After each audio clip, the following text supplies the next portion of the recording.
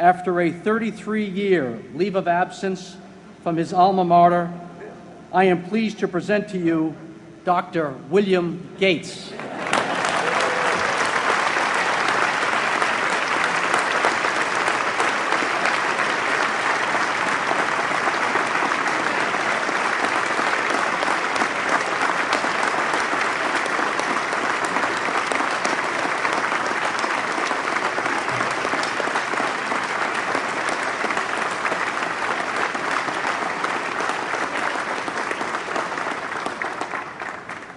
Thank you.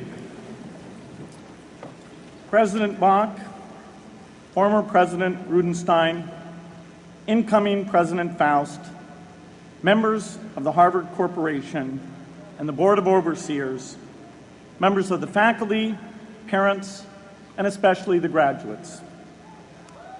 I've been waiting more than 30 years to say this.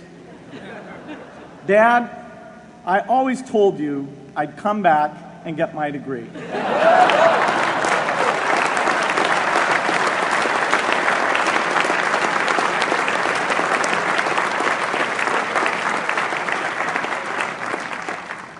I want to thank Harvard for this honor.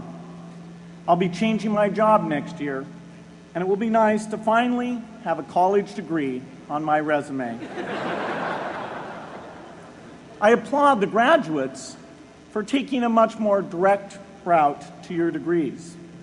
For my part, I'm just happy that the Crimson called me Harvard's most successful dropout. I guess that makes me valedictorian of my own special class. I did the best of everyone who failed.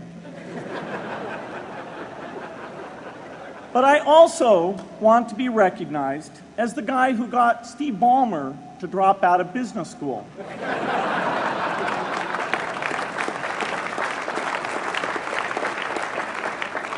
I'm a bad influence. That's why I was invited to speak at your graduation.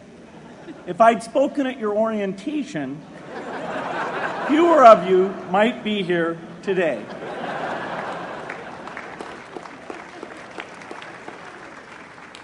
Harvard was a phenomenal experience for me.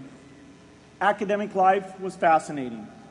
I used to sit in on lots of classes that I hadn't even signed up for. And dorm life was terrific. I lived up at Radcliffe in Currier House.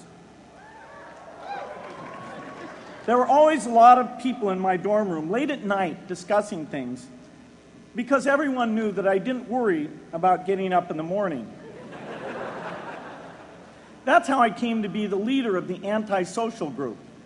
We clung to each other as a way of validating our rejection of all those social people. Radcliffe was a great place to live. There were more women up there, and most of the guys were math science types. The combination offered me the best odds, if you know what I mean.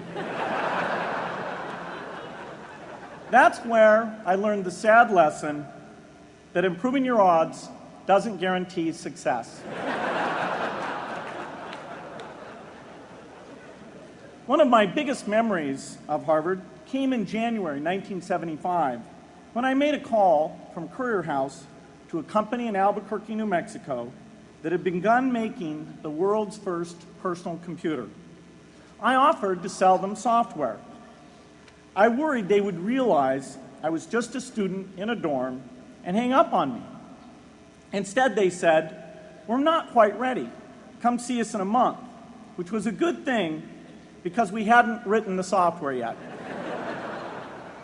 From that moment, I worked day and night on the extra credit project that marked the end of my college education and the beginning of a remarkable journey with Microsoft.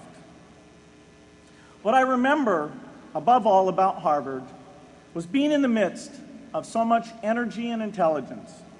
It could be exhilarating, intimidating, sometimes even discouraging, but always challenging.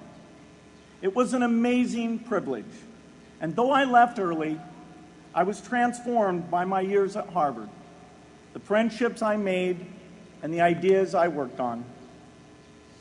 But taking a serious look back, I do have one big regret. I left Harvard with no real awareness of the awful inequities in the world, the appalling disparities of health and wealth and opportunity that condemn millions of people to lives of despair.